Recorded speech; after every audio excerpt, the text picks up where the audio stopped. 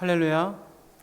오늘도 하나님 앞에 함께 모인 성도님들을 진심으로 환영하고 축복합니다. 오늘 우리가 함께 즐거이 하나님을 찬송하면서 온전한 기도의 앞으로 나아가기를 원합니다. 우리 함께 찬양하겠습니다.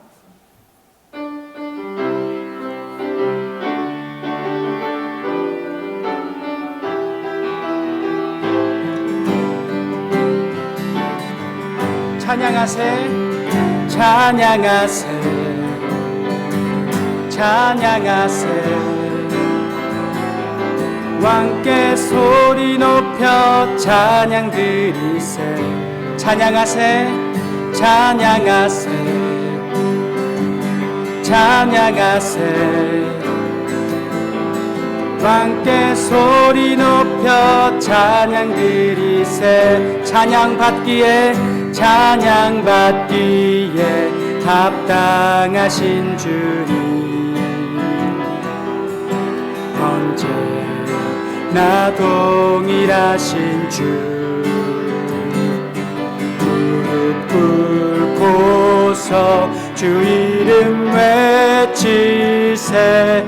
예수 나의 왕, 예수 나의 왕, 예수 나의 왕. 아멘. 우리 한 번 더 찬양할까요? 찬양하세, 찬양하세. 왕께 소리 높여 찬양 드리세. 찬양하세, 찬양하세, 찬양하세. 왕께 소리 높여 찬양 드리세. 찬양 받기에 합당하신 주님, 언제나 동일하신 주. 무릎 꿇고서 주 이름 외치세. 예수 나의 왕, 예수 나의 왕, 예수 나의 왕.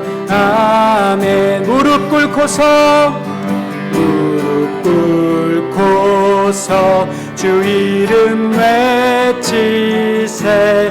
예수 나의 왕, 예수 나의 왕, 예수 나의 왕. 아멘.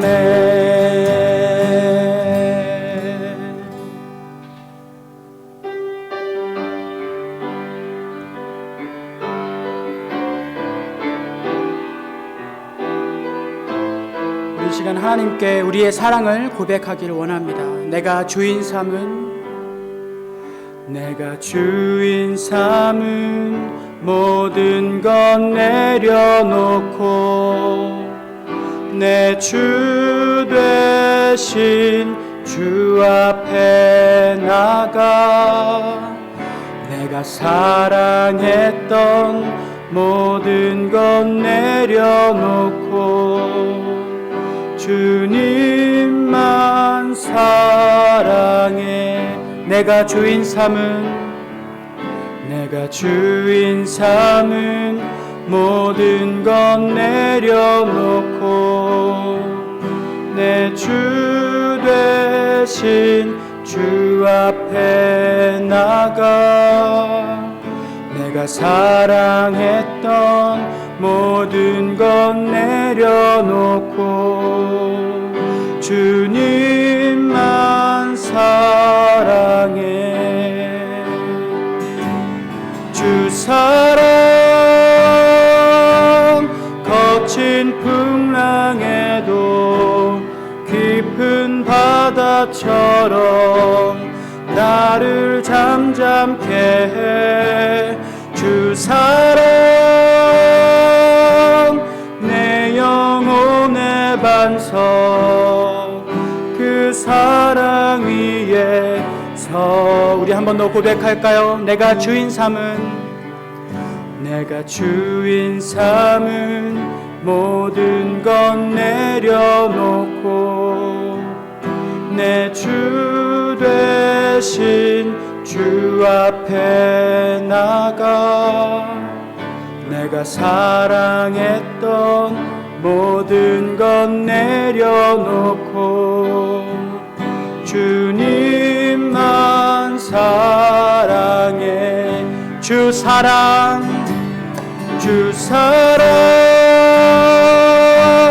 거친 풍랑에도 깊은 바다처럼 나를 잠잠케 해. 주 사랑 내 영혼의 반석 그 사랑 위에 서리. 주 사랑 거친 풍랑에도 깊은 바다처럼 나를 잠잠케 해. 주 사랑 내 영혼의 반석 그 사랑 위에 서리. 그 사랑 위에 서리. 그 사랑 위에 그 사랑 위에 서리. 그 사랑 위에 서리. 우리 시간 함께 기도하며 나아가겠습니다. 하나님, 주님께서 주신 온전하신 그 사랑을 힘입어 오늘 우리가 이 모임 가운데, 이 기도회 가운데 나왔습니다. 하나님께서 온전히 말씀하여 주시는 것을 듣고 깨닫게 하시고 그 깨닫는 말씀으로 말미암아 우리로 하여금 기도하게 하여 주옵소서. 우리 함께 하나님을 사모하고 성령님을 인도하심을, 성령님의 임재를 사모하면서 함께 기도로 나아가겠습니다.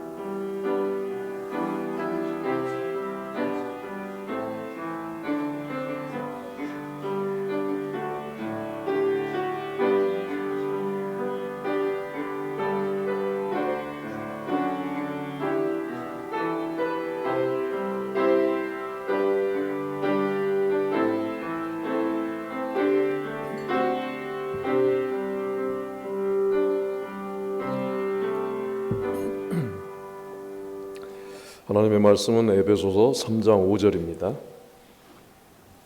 신약성경 311면입니다.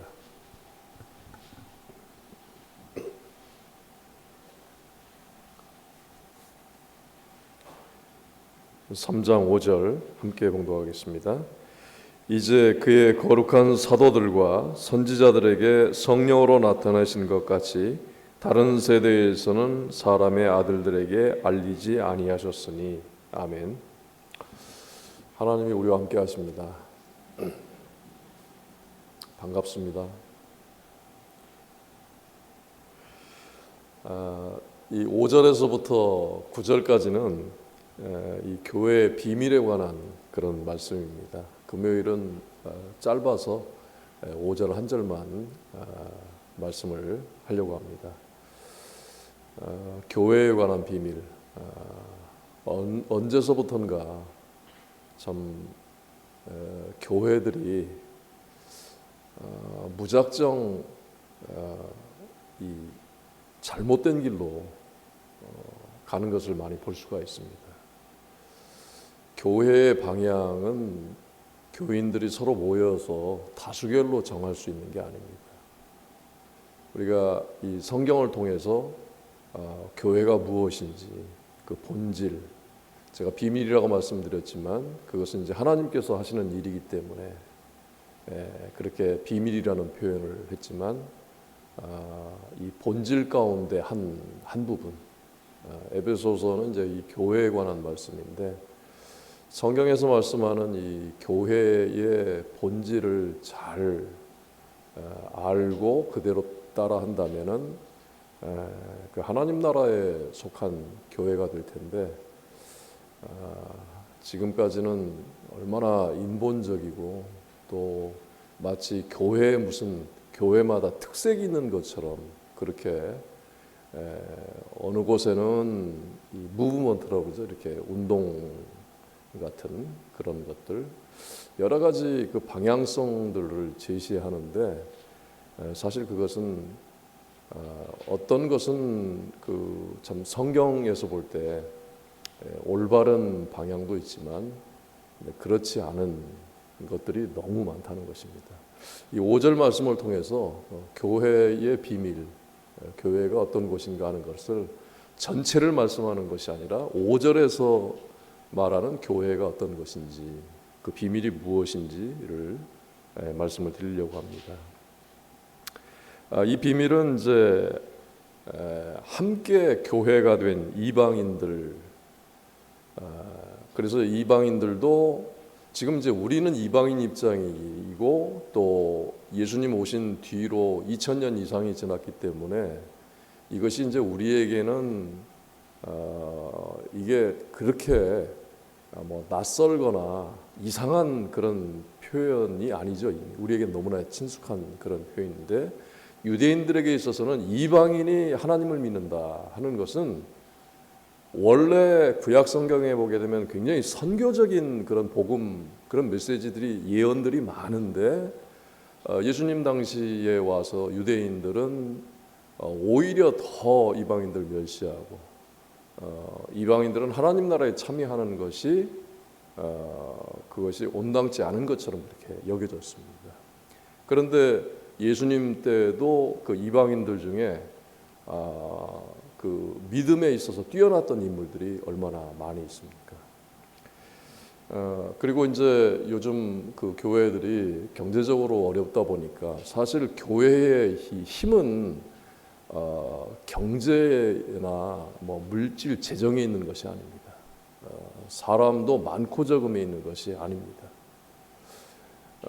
그런데 그 많은 교회들이 교회 그 자기 교회가 어렵다는 그런 이유로 선교비들을 많이 삭감을 하는데, 이 교회의 본질 중에 하나는 선교입니다. 예배, 선교, 교육, 구제, 이 네 가지가 교회의 가장 중요한 기둥입니다. 그래서 물론 우리가 코로나 때문에 비대면으로 예배를 한 적도 있지만 그것이 예배 자체를 무시하거나 예배 자체를 우리가 소홀히 한 것은 아닙니다. 방식이 좀 달랐던 것뿐이죠. 그런데 선교는 그것을 끊어버리게 되면 마치 수도꼭지를 잡는 것처럼 마찬가지로 그것을 완전히 단절시키는 거나 마찬가지거든요. 교회에 대한 이해를 하게 되면 그런 일을 할 수가 없습니다.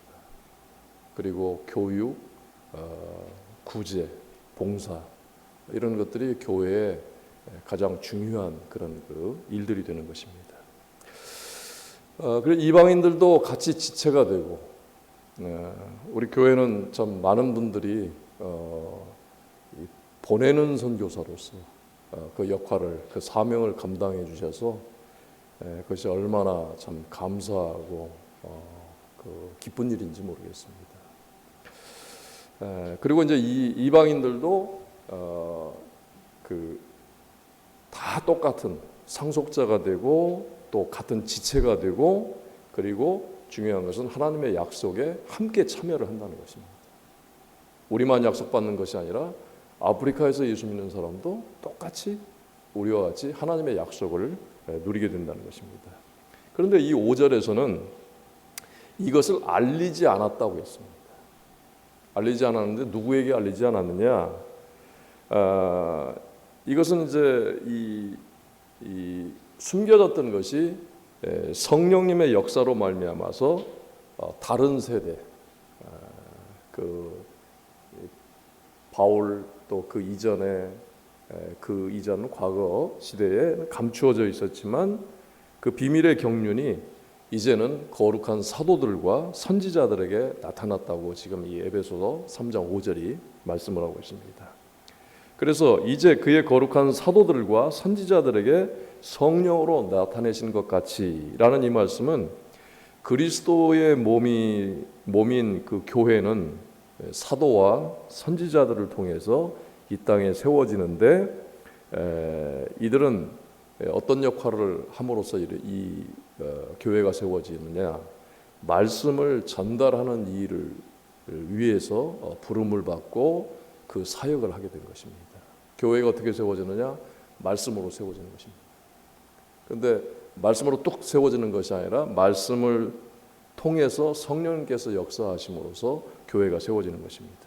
그래서 그리스도의 몸이 세워지는 것은 결론적으로 성령님의 역사라고 하는 것입니다. 다른 세대에서는 이 사람들에게 알리지 아니하셨다고 했습니다. 그렇지만 이제 하나님께서 경영하시는 때가 되어서, 이것은 이제 성경에서는 경륜이라고 되어 있어요. 경륜. 이것은 이제 경영이라는 말입니다. 하나님께서 경영하시는 때가 이르렀을 때에 이 복음의 역사, 성령의 역사가 이방인에게 이제는 아주 왕성하게 열리게 된 것입니다. 이스라엘 백성들은 그 아주 먼 과거로부터가 아니라 예수님 당시에 복음이신 예수님께서 세상에 오실 그 전후로 해서 이스라엘 백성들은 세 차례에 걸쳐서 하나님의 부르심을 거절했습니다. 첫 번째는 세례 요한을 거절했고, 두 번째는 예수님을 십자가에 유대인들이 못을 박았습니다. 그리고 세 번째는 성령님을 거절했습니다. 그러다가 이 스데반의 순교를 기점으로 해서 이스라엘 안에 갇혀 있던 그 복음이 이방인들에게 흘러가기 시작을 한 것입니다. 놀랍게도 박해를 통해서 교회가 확산이 된 거예요.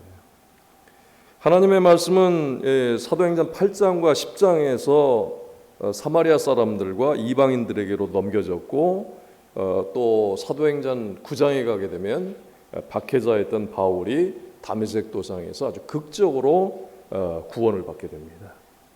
하나님께서 이제 이런 사건들을 통해서 그 복음의 비밀을 그 어느 시대보다 이 신약 시대의 사도들과 선지자들에게 성령으로 분명히 알려주신 것입니다.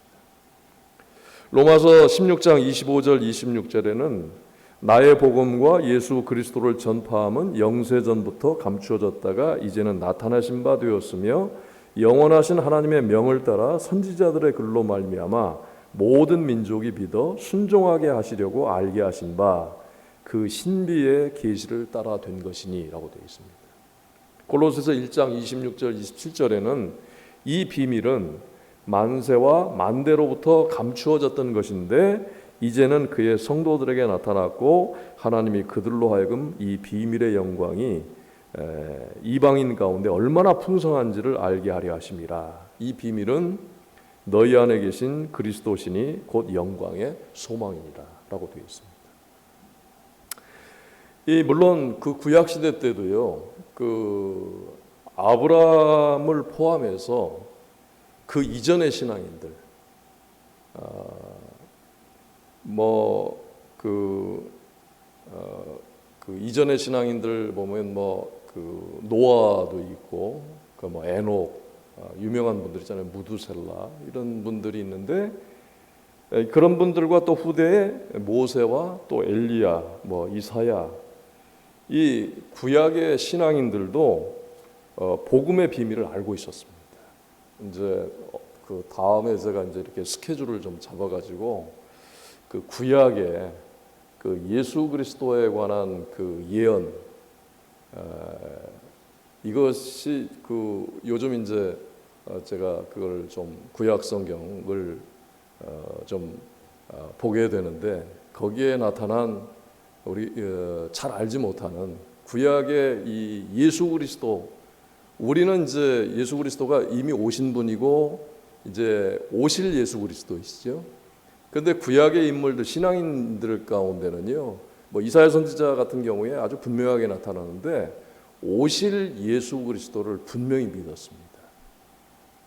그런 그것이 구약에는 아주 자세하게 그렇게 나오지는 않지만 충분히 우리가 이해할 수 있을 만큼 이 구약에 담겨 있는데, 나중에 이제 그것을 한번 여러분들에게 알려드리려고 합니다. 근데 그 구약에 나오는 그 인물들도 예수 그리스도에 대한 이 비밀, 오실 구세주, 왜 이것이 너무나 당연한 것이요. 창세기 3장에서 그 죄로 인해서 타락한 상태이기 때문에 그 이후에 아담의 후손들은 반드시 구세주가 필요한 것입니다. 그 비밀을 구약의 신앙인들에게도 하나님께서 알려주셨어요. 그런데 이게 점점점 내려오면서 세월이 흐르면서 대부분의 유대인들은 메시아의 오심으로 그 이제 이스라엘의 그 선택 개념, 우리만이 하나님의 선택받은 백성이다. 이것이 굉장히 우월했었는데, 그런데 메시아가 오시게 됨으로써 이것이 무너지고 이 선민사상이 무너지고 유대인들이나 이방인들이 완전히 서로 동등하게 한 그런 위치에 놓여서 새로운 피조물로서 유대인이나 이방인이나 할 것 없이 다 한 지체가 된다는 사실, 이것이 그들에게는 숨겨진 비밀이었다는 것입니다. 실제로 이와 같은 그 예언의 참뜻이 예수 그리스도로 말미암아서 완전히 드러난 이 복음의 비밀은 심지어는 초대교회의 그 사도들과 초대교회 지도자들에게조차도 이것이 생소한 것이었어요. 그래서 사도행전 11장 2절 3절에 이 그 사건의 내용이 나오는데, 베드로가 예루살렘에 올라갔을 때에 할례자들이 비난하여, 여기서 이제 유대인들이죠, 할례자들이 이르되 내가 무할례자의 집에 들어가 함께 먹었다 하니, 이방인들과 식사한 것 가지고 이 베드로를 막 책망을 했던 것입니다. 이게 이 유대인들이 그 무슨 뭐 바리새인들, 서기관들, 대제사장들이 아니라 유대인 기독교인들을 말하는 것입니다. 또 갈라디아서 2장 12절에서 13절을 보게 되면 야고보에게서 온 어떤 이들이 이르기 전에 게바가, 베드로입니다. 베드로가 이방인과 함께 먹다가 그들이 오매 그가 할례자들을 두려워하여 떠나 물러가매 남은 유대인들도 그와 같이 외식함으로 바나바도 그들의 외식에 유혹되었느니라. 그 온유한 이 바나바마저도 외식을 하게 됐다는 거예요. 거기 있던 그 교회 지도자들도 그와 같은 그 이방인들과 함께 지체가 되는 것에 대해서 바울처럼 완전한 확신과 그런 게 없었다는 것입니다. 교회는 삼위일체 하나님의 은혜로 세워졌습니다. 우리가 그 형제 자매 하는 것이, 저는 사실 어렸을 때요, 그 형제 자매 하는 것이 참 어색했었어요. 청년 때까지만 하더라도. 그런데 형제 자매, 이것은 우리 교회 안에서뿐만 아니라 모든 교회 안에 속해 있는 사람들이 다, 그 성도들이 형제요 자매가 되는 것입니다.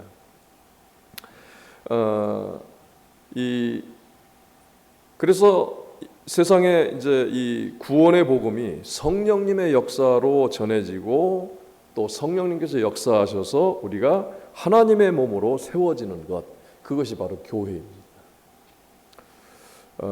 이것이 이제 교회의 비밀입니다. 전도는 누가 하냐면요, 우리는 그동안 너무 막, 사실 저는 여러분들에게 막 노방전도하라 뭐 막 그런 걸 강조를 안 한 그 이유가 뭐냐면, 우리가 전하되, 말씀을 전하되 결정적으로 전도는 사람이 하는 것이 아닙니다. 구원은 성령님께서 하시는 일이에요.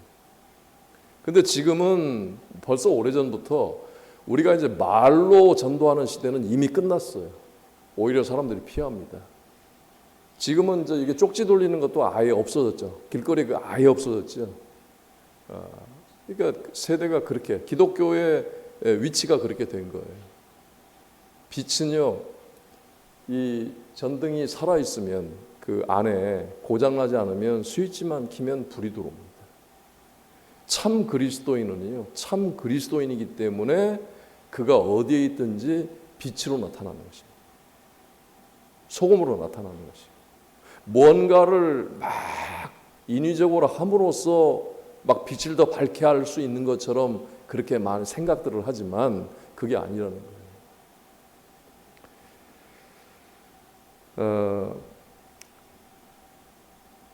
성령님께서 여러분들을 통해서 여러분들이 참 그리스도인으로 살아갈 때에 성령님께서 여러분들을 통해서 그리스도의 빛, 그리스도의 생명, 하나님의 말씀, 복음이 전해지는 것입니다. 여기에 이제 성령으로 나타내신 것이라는 표현이 있는데 이 말씀은 그리스도가 구원자로 세상에 전해지고 역사하시는 것을 성령님께서 하신다는 말입니다. 바울은 삼위일체 하나님의 은혜로 말미암아서 일꾼이 되었습니다. 에베소 3장 14절 이하에서 바울이 삼위일체 하나님의 은혜의 역사가 에베소 교인들에게 보이게 해달라고 그렇게 기도를 하고 있습니다. 하나님의 은혜는 그리스도를 이 땅에 보내시는 일이고 이 땅에 오신 그 그리스도께서는 성령님으로 말미암아서 우리에게 나타나시는 것입니다. 이렇게 그 하나님께서 경영하시는 그 은혜가 은혜의 역사가 사람을 살리고 또 새로운 피조물로 세우는데 그렇게 됨으로써 교회가 이루어지는 것이고 이 교회를 통해서 하나님의 역사가 이루어지는 것입니다. 우리 모두에게 성령님의 역사로 이 그리스도의 복음이 흘러 들어와서 우리가 다 복음의 사람들이 된 것입니다. 복음을 위한 사역자들이 우리가 된 것입니다. 이 복음을 위한 그 사역자들은 땅끝까지 가는 선교사들이 있습니다. 그러나 우리는 또 보내는 선교사로서의 역할을 하는 것이고 또 우리 각자가 자기 삶의 영역에서 복음을 드러내는 그런 그 사역자로 살아가는 것입니다. 그래서 우리의 이 그리스도인으로서 생각, 마음, 또 입과 손과 발이 그리스도의 복음을 위해서 사역의 도구로 쓰임 받는 것입니다. 지금은 세상에 이 복음이 잘 흘러 들어가지 않지요. 그렇기 때문에 우리가 이 일을 위해서 우리가 할 수 있는 일은 겉으로 어떤 열심을 나타내는 것이 아니라 그 열심은 우리가 심령에 품고 심령에 품으면 어떻게 되겠습니까? 기도하죠. 또 긍휼히 여기는 마음, 사랑과 은혜로 그리스도의 눈으로 바라보고 그리스도의 마음으로 품는 그런 것이 바로 심령의 열심입니다. 이 심령의 열심이 있어서 우리 모든 지체들이 내 지체, 생각, 마음, 입, 그리고 손, 발, 내 삶, 이 모든 것이 다 이 지체가 되어서 그리스도를 나타내는 것이 되어야 합니다. 이 복음의 핵심은 전달의 방법이나 다양하게 어떤 여러 가지 연구를 해서 하는 것이 아니라 오직 복음의 핵심은 예수 그리스도이십니다. 구세주이신 그리스도. 우리를 통해서 여러분들을 통해서 측량할 수 없는 그리스도의 풍성함이 흘러나갈 수 있기를 주님의 이름으로 기원합니다. 우리 기도하실 때 먼저 우리 자신이 하나님을 모신 교회로서 첫 번째 믿음에 서 있는 우리 자신과 그리고 두 번째 그리스도의 복음을 위해서 하나님의 의와 또 선을 위해서 우리 자신이 정결하고 순전한 지체를 보존할 수 있도록 기도하겠습니다. 잘 이해가 안 되시면 자막을 기도 자막을 보시고 기도하시도록 하겠습니다. 기도하겠습니다.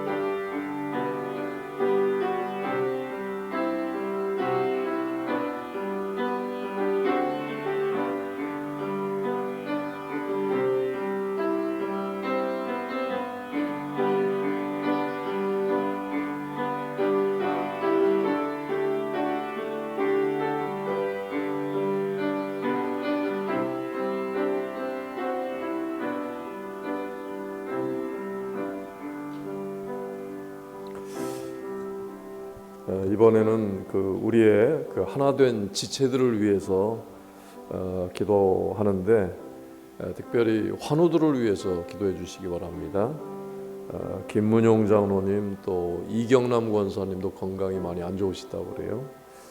서현석 권사님 또 홍현규 청년 그리고 원지견 선교사님 그 외에 또 기도하실 분들이 있으면 기도하시기 바랍니다. 함께 기도하겠습니다.